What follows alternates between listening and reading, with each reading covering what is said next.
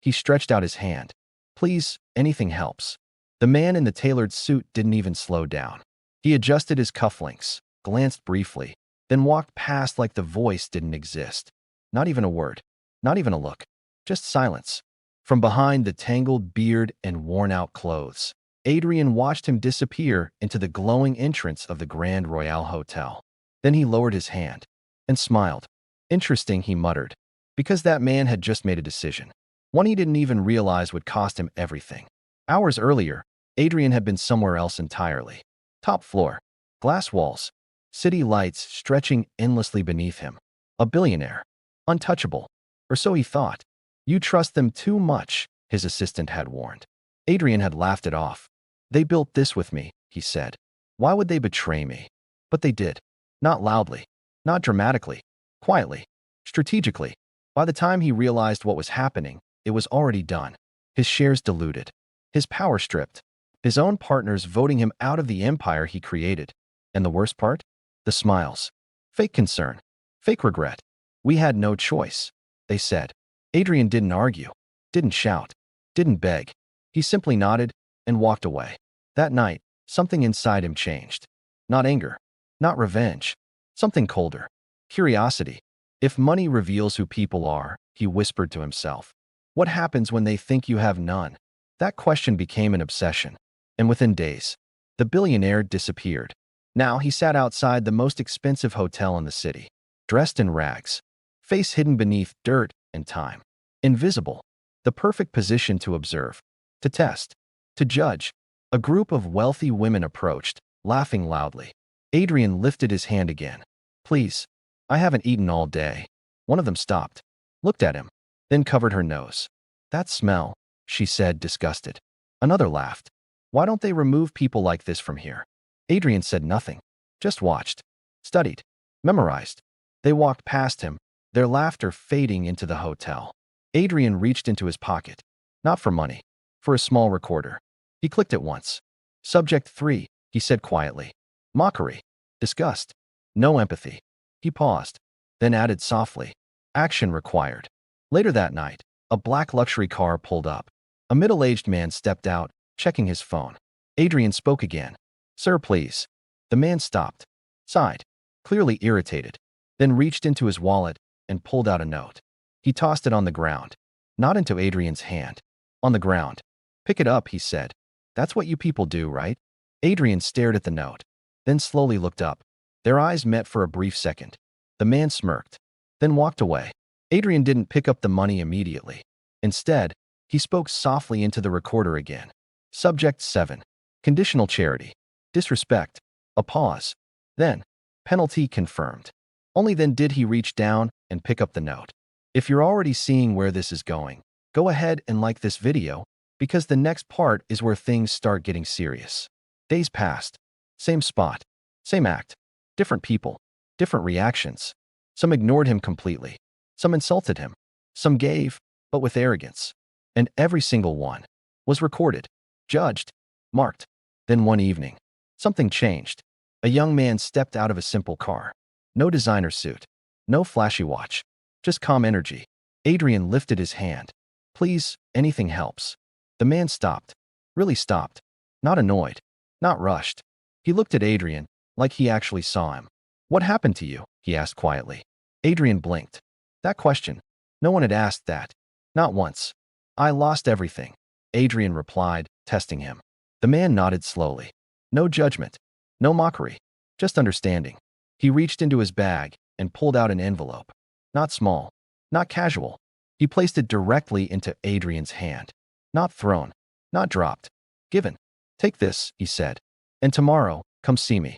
You don't have to stay like this. He slipped a card into Adrian's pocket, then walked away. Adrian sat there, staring at the envelope. For the first time since this began, he didn't speak into the recorder. He didn't move. He just sat there, thinking, because this was different. Adrian didn't open the envelope. Not immediately.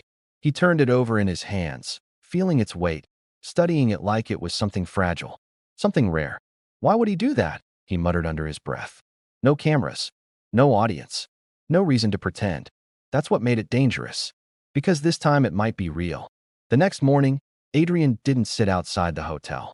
For the first time in weeks, the beggar disappeared. Instead, a man in a perfectly tailored suit stepped out of a black car across the city. Clean, composed, unrecognizable. Adrian Cole was back. Inside a modest office building, the young man from the night before sat behind a desk, reviewing documents. He looked up as the door opened. "Can I help?" He stopped. Confusion crossed his face. "Yes," he said cautiously. Adrian stepped forward. "You told me to come," he said calmly. The man frowned slightly. "I think you might have the wrong." Adrian placed the envelope on the table, unopened. Then slowly, he pulled out the card. The same one. Silence filled the room. The man's expression shifted. Recognition. Shock. "You," he whispered. "That was you." Adrian nodded. "And you didn't open it," the man added, pointing at the envelope. "I wanted to understand why you gave it," Adrian replied.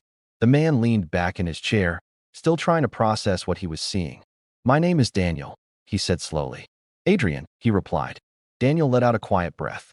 "I don't understand why pretend." Adrian didn't hesitate. "Because money lies," he said. "People act differently when they think you have it." Daniel studied him carefully. "And what did you find?" Adrian's eyes hardened slightly.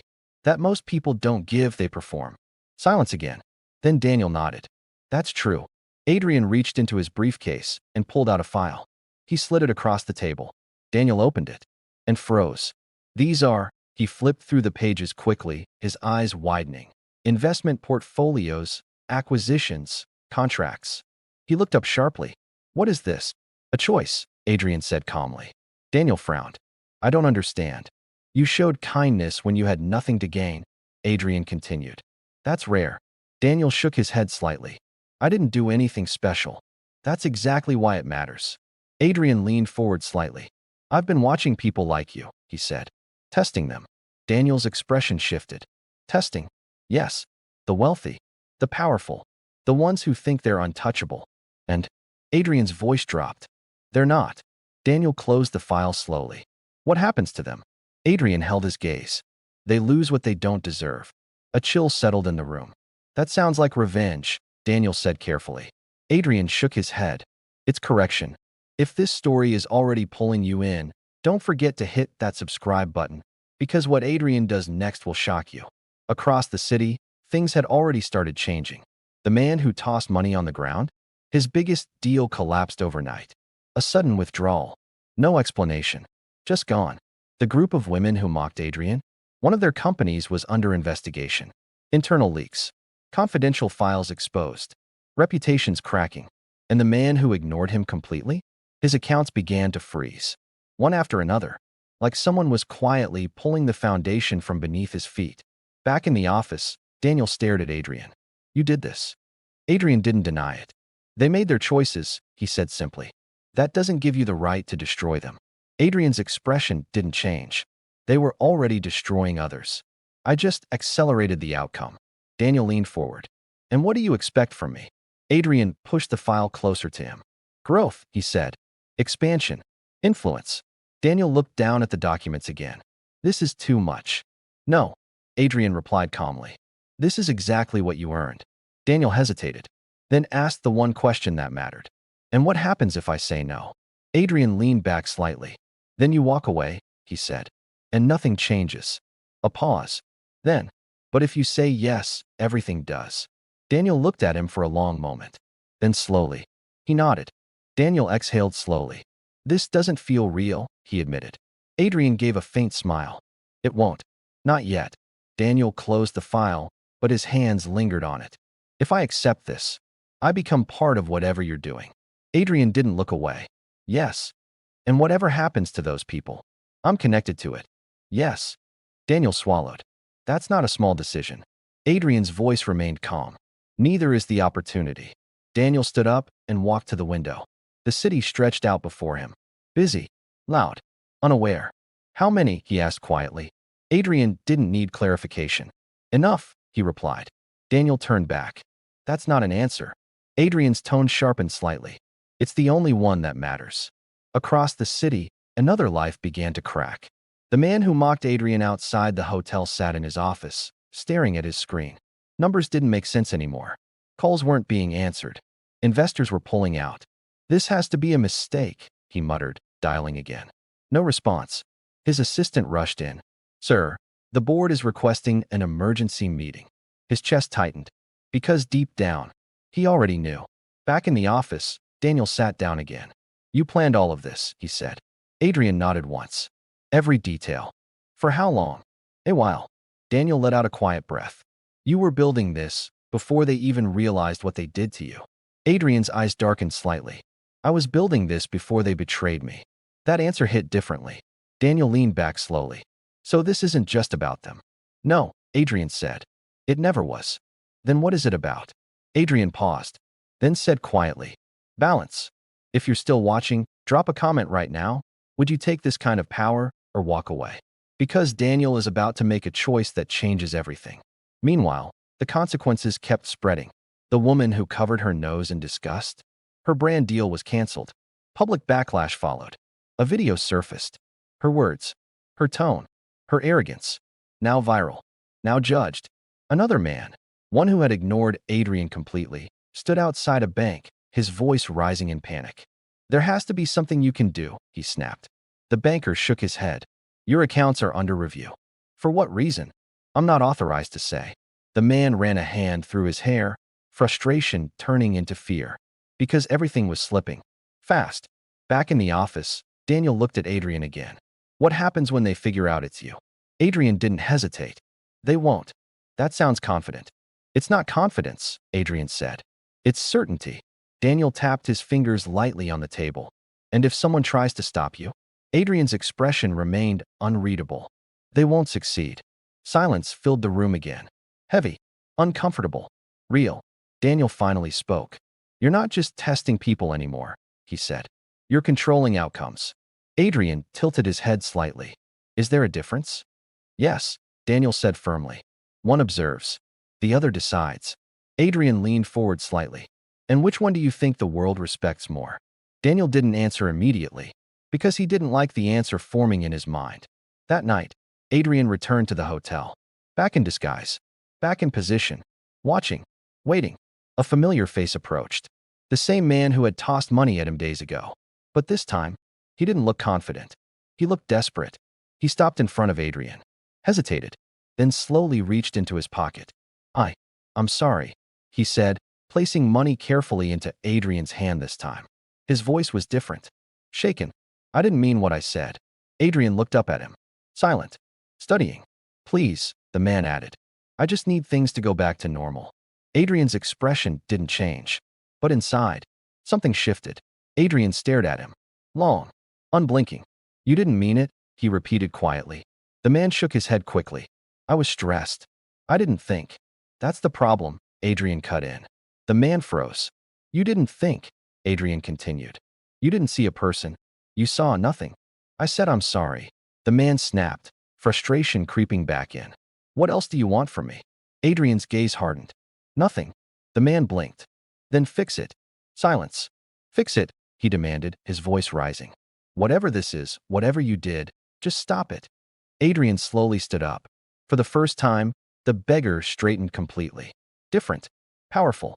Unfamiliar. You still don't understand, Adrian said calmly. The man stepped back slightly. Understand what? Adrian stepped closer. I didn't take anything from you, he said.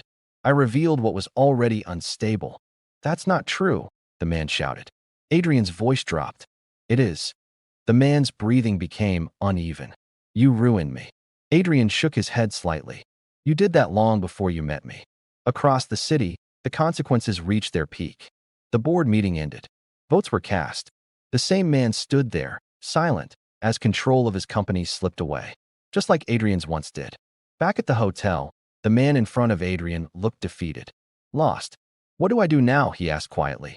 Adrian didn't answer immediately, because for the first time, that question wasn't part of the test. It was real. Start over, Adrian said finally. The man laughed bitterly. From nothing. Adrian's eyes held his. Yes. The man shook his head slowly, stepping back, then turned and walked away.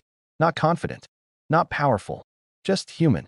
Adrian watched him disappear, then reached into his pocket, pulled out the recorder, paused, and for the first time, he didn't press it.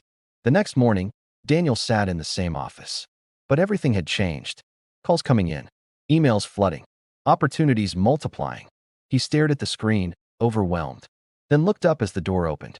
Adrian walked in. No disguise, no act. "It's happening," Daniel said, almost in disbelief. Adrian nodded once. "You accepted it." Daniel hesitated. "Yeah, but I keep thinking about them." Adrian didn't sit. "Why?" "Because some of them are losing everything." Adrian's expression remained calm. "And?" Daniel frowned. "You really don't feel anything?" Adrian paused, then said quietly, "I did." That answer caught Daniel off guard. "Did?" he repeated. Adrian looked at him. "But feeling doesn't change outcomes," he said. "Choices do." Daniel leaned back slowly. "And what about you?" he asked. "What happens now?" Adrian didn't answer immediately.